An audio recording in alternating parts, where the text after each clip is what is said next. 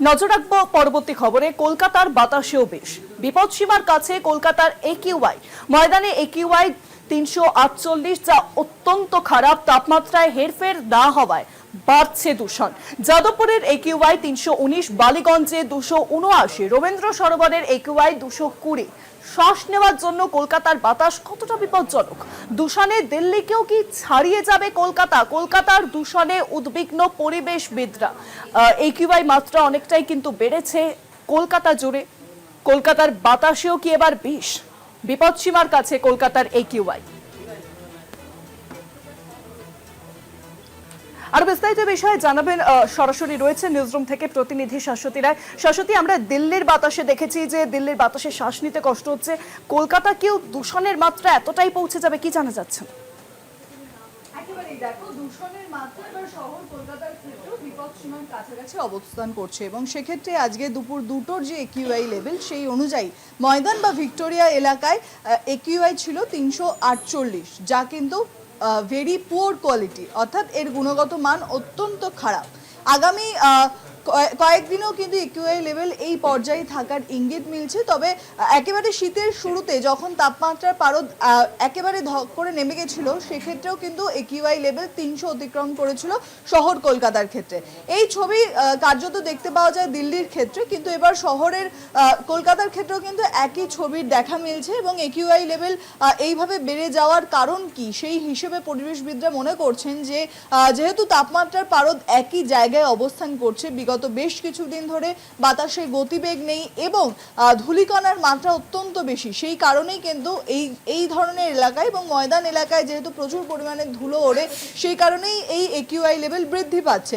তবে অন্যান্য জায়গার যে যে একিউআই এর প্যারামিটার মিলছে, সেখান থেকে দেখা যাচ্ছে যে রবীন্দ্র সরোবর, যাকে আমরা শহর কলকাতার ফুসফুস বলি, তার একিউআই লেভেল রয়েছে ২২০। রবীন্দ্র ভারতী ইউনিভার্সিটি সেই এলাকার বা সিথি এলাকার একিউআই লেভেল থাকছে ২১৫। বিধাননগর এলাকার একিউআই লেভেল থাকছে ২১৫। তার সঙ্গে সঙ্গে যেখানে বৃদ্ধি পেয়েছে সেটি হলো যাদবপুর এলাকা, ৩১৯ থাকছে সেখানের একিউআই লেভেল, এবং বালিগঞ্জ এলাকার ক্ষেত্রেও ২৭৯ কাছাকাছি থাকছে একিউআই। অর্থাৎ বোঝাই যাচ্ছে যে ধীরে ধীরে বৃদ্ধি পাচ্ছে এই একিউআই লেভেল শহর কলকাতার ক্ষেত্রে। সেক্ষেত্রে শ্বাসকষ্টজনিত যে অস্বস্তি, তা কিন্তু বাড়ার সম্ভাবনা রয়েছে, কারণ ময়দান এলাকাতে অনেকেই সকালের দিকে প্রাতঃভ্রমণে যান এবং বিকেলের দিকেও একই ছবির দেখা মেলে। তাই সেই এলাকায় এই পরিমাণে একিউআই লেভেল বৃদ্ধি পাওয়ায় যথেষ্ট চিন্তার ভাঁজ পরিবেশবিদদের মধ্যে, এবং তারা মনে করছেন যে শহরের ক্ষেত্রে এই বিশেষ কয়েকটি জায়গায় একিউআই লেভেল বৃদ্ধি পাওয়ার যে কারণগুলি রয়েছে, সেগুলোকে কমানোর অন্যতম একটি পরিকাঠামো হিসেবে জল ছেটানোর যে ব্যবস্থা, তা কিন্তু করা হয় এবং কেএমসির তরফ থেকে সেই ব্যবস্থা ইতিমধ্যেই নেওয়া হয়েছে। এবং নিত্যদিনই ওই এলাকায় যেহেতু প্রচুর পরিমাণে গাছ থাকে, সেগুলিকে ধোয়ার জন্য বা সেগুলিতে জল দেওয়ার জন্য যে ব্যবস্থা থাকে, সেই ব্যবস্থা কিন্তু এই একিউআই কমাতে অনেকটাই কার্যকর হবে। এবং শহর কলকাতার বাতাসের যে দূষণ, তুমি আমাদের সঙ্গে থাকো।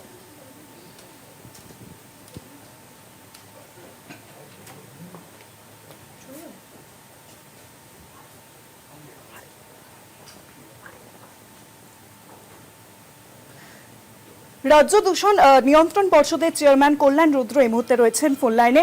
কল্যাণবাবু, কলকাতা টিভিতে আপনাকে অনেক স্বাগত। দিল্লির বাতাসের পরিস্থিতির দিকে আমাদের নজর ছিল, সেখানে বাতাসে বিষ। কলকাতার বাতাসেও কি বিষ? বিপদসীমার কাছে কি পৌঁছবে সেখানকার কলকাতার একিউআই? আপনার মতামত? দেখুন, এই সময়টায় যে বাতাসের গুণগত মান খারাপ হয়, সেটা মূলত আবহাওয়া জনিত কারণে। দুটো তিনটে কারণ কাজ করে। একটা হচ্ছে উত্তাপ যখনই কমতে থাকে, তখনই সমস্ত ভাসমান দূষকগুলো ভূপৃষ্ঠের কাছাকাছি নেমে আসে, সেটা দিল্লি হোক, বোম্বে হোক, কলকাতা হোক। দ্বিতীয় কারণটা হচ্ছে বাতাসের গতিবেগ এই সময় কমে যায়। বাতাসের গতিবেগ কমে যাওয়ার ফলে যে গতিশীল বাতাস দূষণগুলোকে ছড়িয়ে দিত, সেই কাজটা কিছুটা স্থগিত হয়ে যায়। আর তৃতীয় কারণ হচ্ছে এই সময় উত্তর পশ্চিম বাতাস বইতে আরম্ভ করেছে। আমরা দেখেছি শীতকালে কলকাতা এবং পার্শ্ববর্তী এলাকার বাতাসে যে পরিমাণ দূষণ থাকে, তার প্রায় 40 থেকে 50% বয়ে আসে উত্তর পশ্চিমের রাজ্যগুলো থেকে, দিল্লি, উত্তরপ্রদেশ, বিহার, ঝাড়খণ্ড। এমনকি বাংলাদেশ থেকেও কিছু পরিমাণ দূষণ এই রাজ্যে ঢুকে পড়ে। এটা এটা আমাদের অবস্থানগত দুর্বলতা, মানে যেহেতু আমরা একেবারে গাঙ্গেয় অববাহিকার নিচের দিকে থাকি এবং এই সময় বৃষ্টিহীন, সেই জন্য এই সময় প্রতি বছরই দূষণের মাত্রাটা বেড়ে যায়। এমন তো নয় এই সময় অনেক বেশি গাড়ি ঘোড়া চলছে, অনেক বেশি কলকারখানা চলছে, বা অনেক বেশি করে নানান রকম নির্মাণ কাজ চলেছে। সবকিছু একই থাকা সত্ত্বেও এটা বাড়ে মূলত আবহাওয়া জনিত কারণে। অনেক ধন্যবাদ কল্যাণবাবু। ফোন লাইনের সঙ্গে ছিলেন রাজ্য দূষণ নিয়ন্ত্রণ পর্ষদের চেয়ারম্যান কল্যাণ চন্দ্র। আরো বিস্তারিত জানবো এখন নিউজরুম থেকে সরাসরি রয়েছেন প্রতিনিধি শাশ্বতী রায়। শাশ্বতী, তুমি যেমনটা বলছিলে একেবারেই দেখো, আমি যে বিষয়গুলোকে উল্লেখ করলাম, কল্যাণবাবু সেই একই কথা বললেন যে বাতাসের গতিবেগ এবং ধূলিকণার মাত্রা এই দূষণের অন্যতম কারণ।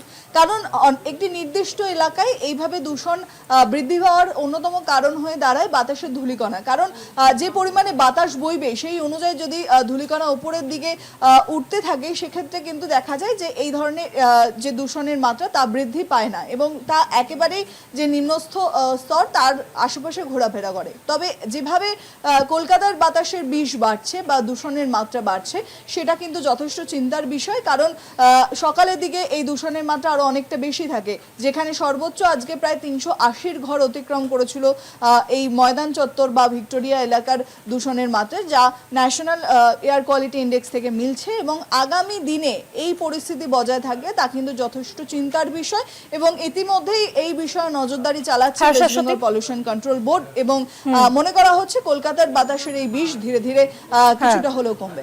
অনেক ধন্যবাদ শাশ্বতী। নিউজরুম থেকে সরাসরি ছিলেন প্রতিনিধি শাশ্বতী রায়।